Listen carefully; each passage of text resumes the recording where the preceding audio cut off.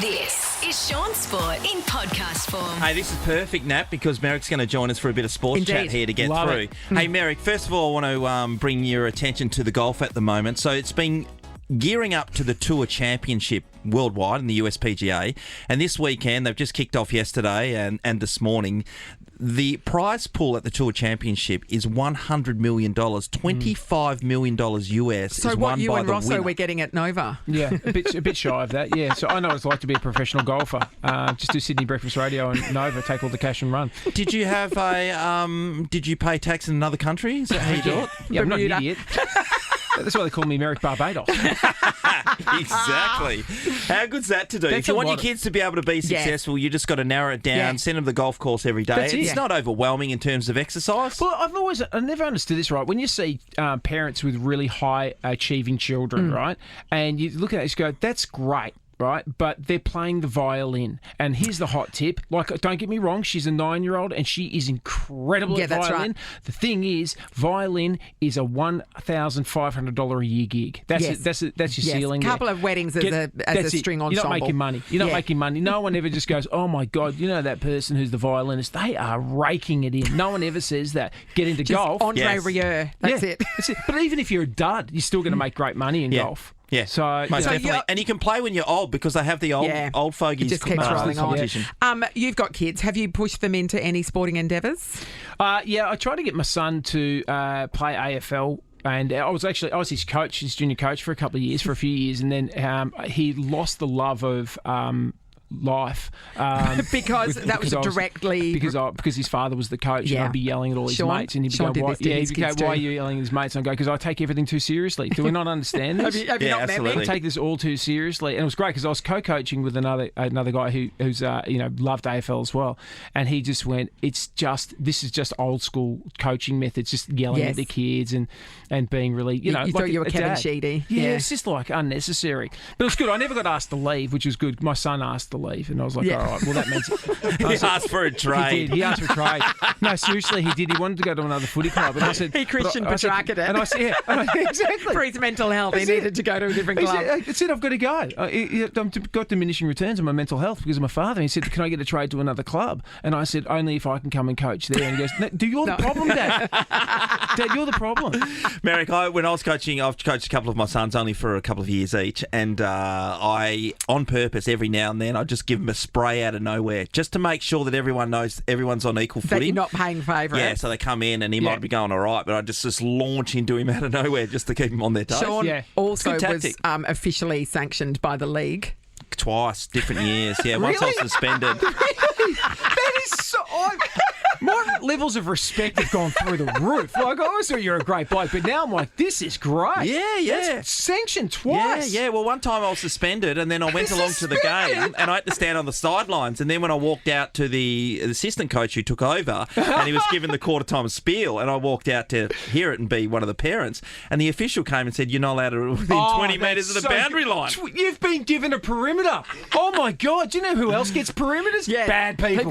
Bad people get perimeters. That aren't allowed So in you've got a primary 50-metre schools. perimeter. That's bad. That's not a good thing. But well done. Thank you. That's great. With my son, when I was coaching him, one of the things I think upset him the most is he was on the ground and he was going into a tackle and he got absolutely cleaned up. He came off the ground and he goes, "Oh, I got hit in the face, Dad." And I was like, "Oh, mate, harden up. I mean, seriously, it's just a bump. Just go and sit on the pine for a minute." What was and broken? And then another kid came off. He hurt his finger, and I said, "Mate, you all right? Oh. Look like you hurt your finger." I turned around. My son's unconscious. He's with the ambos. He's on the green whistle. And I was like, "Oh, sorry, hang a second. Your finger's all right? Okay, I'll just go and check on my son." Mate, stop sleeping. We're Got a game on we're here, only mate. 45 points up, mate, and it's 4 quarters. Let's go. I think it might be for the best that you're not home for Father's Day. Oh, I know, right? I wouldn't have fancied Jazz getting no anything. one is complaining. Merrick asked me if I thought Port Adelaide would be able to get the job done. I always think that when it gets to the pointy end of the year that they're going to falter, and I know they're going to get the double chance, but it seems like with Koshy in the background, he's just wanting to sack Ken Hinkley at any opportunity. And if he doesn't win the flag this year, That's why I want them to win. it's coming. That's why I want Port Just to Adelaide stick to it to win. Koshy? I was devastated when Freo got rubbed out. Collingwood, who I support, they got rubbed out. But I would really like to see Port win purely so that you can go back and find all that footage of those really Yes. munter football supporters from Port Adelaide Booing. who go, "Oh, Ken Hinkley, you should be shot. Yeah. Right? All those idiots. Yeah. And get those numpties, and then what you do is you show them, and then show the Premiership Yes. Cup, and then just go, how do you feel about Ken Hinckley now, Yeah. mate? So I reckon it'd be great because Ken Hinckley's had a pretty rough ride. I think it'd be great if he When your own if they won. supporters are turning on you like that. I That's loved him at Geelong when he brutal. played, number 29. I'll never forget him. Yeah, He was a jet. I'd like to see them win. I think it'd be good Yeah. for the comp. Yeah, there's a couple of teams still left to go. The competition will start heating up next weekend. It's going to be great. and Sydney and AFLW GWS. kicks off. AFLW Yeah, that's here. all So weekend. West Coast are playing at home, and then we've got the Fremantle team away against Essendon. They're playing at And- Windy Hill. Yeah. How exciting Windy would Hill, that yeah. be? Oh, You ever run out in that Hello Turf? Yeah, I have actually when I was a kid. Absolutely. Windy Hill was like one of the worst grounds in Melbourne. It's like seriously, it's in the middle of nowhere, and when you get there, it's very disappointing. It's just a terrible. It's like a Dubbo, but for football terms.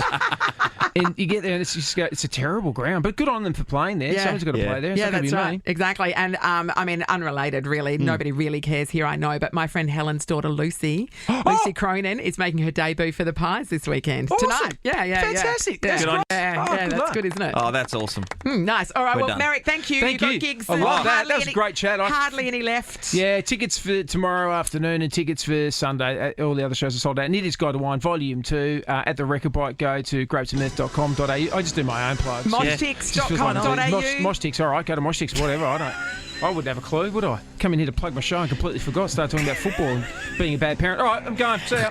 Happy Father's Day, Merrick. Thank you. Sean Sport in podcast form. We are Everybody. having some technical difficulties this morning, and as a result, things just finished very suddenly. It is 18 to 8. We thought, let's do Shaun Sport. We can't do the opener or anything, but if I go, Shaun Sport, And then I'll say AFL. Shaun Sport. Table tennis, squash, Good all of it. sport. Yeah, and then Cockfighting, we'll that say brought to you by Evolved Hair Solutions, evolvedhairsolutions.com.au, I'm guessing.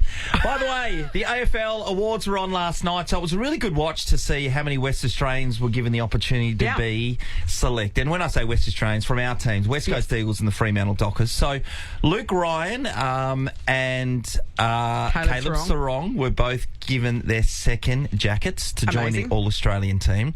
And from the West, Jerry McGovern, what a year he's had, Nat. I know, hasn't he? And it's whatever they did at that clinic in Qatar, It just really goes paid to show off. you, it's a really difficult time, and when you get injured, it can really carry on for years until you get a decent break and go and do stuff like that. Where he went up to Qatar and he got some, saw some different people who are really like a specialist program to help Yes. him overcome his injury. Yeah, and that's it's amazing to see, because when I go down to Fremantle, I know some of the guys at the West Coast Eagles in the sports science field. They're the top in Australia, but sometimes they're unable to fix these issues, or because And- they're they don't dealing have with a access- mass of people. and it's the access to the diagnostic equipment and stuff as well. Yeah, because it all comes at a cost. But for Jeremy to get his body right and play the season he has, congratulations to him. And a big shout out to Jake Waterman. That's incredible. He was the first person dropped under Adam Simpson just about every week for 3 years in a row. And I know he had health issues as well, again, coming back to the being healthy yourself. But he was... You could just about dial in that, he'd come in for 1 week and then say Josh Kennedy was out or Oscar Allen was out or Jack Darling was out. And then as soon as they come back, he was the first one. Yeah. He was the first one dropped. And for him to have the season that he's had I know. just shows the talent that he's got. But also the fortitude and courage to be able to stick on at a club that And you talk he was about always kids- on the outer. You talk about his illness, but there was doubt whether he would ever play football again. 100%. Because he was so unwell with Crohn's disease, I think, or chronic IBS or something along that's those right. lines. Yep. He was deathly ill from it, and they thought, he won't. And that was about a year and a half ago. Yeah. And here he is wearing the All-Australian blazer. It's an incredible effort. 53 goals, took more marks inside 50 than anyone else. Jesse Hogan was the other person, obviously had that massive year, and we only spoke about Jesse a couple of days ago. But there were so many other awards. One of the guys, Harley Reid, took out, voted by the AFL Players Association, So best this didn't first-year depend player. on you being suspended or not. No, so he won that one. Ollie Dempsey was the one who won the Rising Star Award because he wasn't suspended. Marcus Bontempelli was the guy who kicked Cleaned goals up all night. So he was voted by the AFL Players Association as the best captain.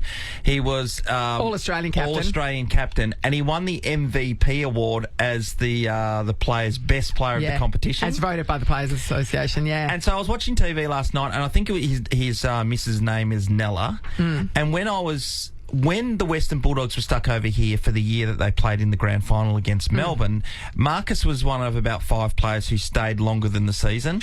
I went down to the South Beach Hotel and he was really nervous. I was down there with Bob Murphy. I met him for the very first time. And Marcus was really nervous because he'd met this girl that she was an international, and he had met her over here, and she was coming to the South Beach Hotel. That was their first date, essentially. Yeah. You were there, third wheeled his first date. And I remember Megan, my wife, she got up to make sure that she was talking to Nella. So for all of the single women out there, so Marcus Bontempelli was in town and single. Yeah, he and we stayed all for missed weeks out. and weeks. Damn it! Yeah. We love the It was Bonds. really great to see that, and what a season story. he's had. And he's a terrific person for any business, and footy's a business. For him to stand up and be that ripping leader face too. of an organisation's amazing. Yeah. So big night for the AFL Players Association and all AFL players. You know that Gov is part of our family, obviously. He's jumped on a plane this morning to come home, but he's going to come in on Monday, hopefully wearing his blazer, so we'll catch up with him. That is so exciting. Well done, Gov. Yeah, we love you, Gov. Shaun Sport is a Nova podcast. For more great comedy shows like this, head to novapodcast.com.au.